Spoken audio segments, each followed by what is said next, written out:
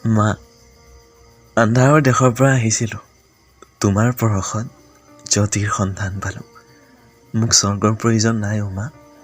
স্বৰ্গতকৈ উত্তম স্থানত মই থিতাপি লৈছিলোঁ। সেয়া তোমাৰ কোলা আই। আৰু কি জানা, মোক অমৃতৰো প্ৰয়োজন নাই।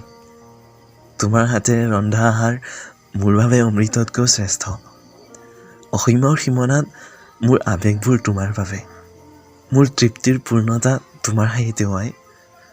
বুকুখন মোচৰ খাই আহে আই তোমাৰ চকুলৈ দেখিলে।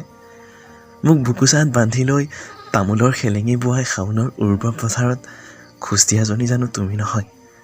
মোক হাতত ধৰি পঢ়াশালীলৈ লৈ যোৱা মোৰ প্ৰথম পঢ়াশালীখন জানো তুমি নহয় আই? আৰু মোৰ শৈশৱৰ ঠেপেচবোৰ জানো তুমি নিচুকনি গীত নহয়? মমতাৰ লেজুডালৰ তুমি গভীৰতা, অভিধান কেইখন অসহায় আই। তোমাৰ অৰ্থ শৃংগৰ দৰে উচ্চ আই। তোমাৰ অনুৰূপ নাই, ক'তো নাই অ' মা। মোৰ বাবে প্ৰতিটো ক্ষণৰ জ্ঞানৰ চকুজুৰি দেখোন তুমিও আই। আই, তুমি মোৰ সাহসৰ প্ৰতিষ্ঠাতা, মোৰ জীৱনৰ জীপালতা। মৌসনা মাতেৰে জানো তুমি মোক আদিপাত পঢ়োৱা নাছিলা? তুমি তুলনাবিহীন আই। মৰম মমতা আদি অভেদ্য গুণেৰে পুষ্ট তুমি এখন ঢাল আই। মোৰ ৰক্তৰ প্ৰতিটো টোপালত তুমি, মোৰ প্ৰতিটো স্পন্দনত তোমাৰ ৰেঙনি, প্ৰতিটো পলৰ মোৰ ভক্তিৰ থাপনাত তুমিয়ে মোৰ দেৱী।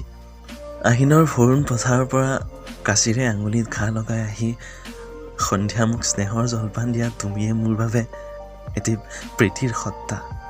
তোমাৰ এষাৰি আকুলতাৰ মাতে ধুঁৱলি কুঁৱলী মনটোকো জিলিকাই তোলে।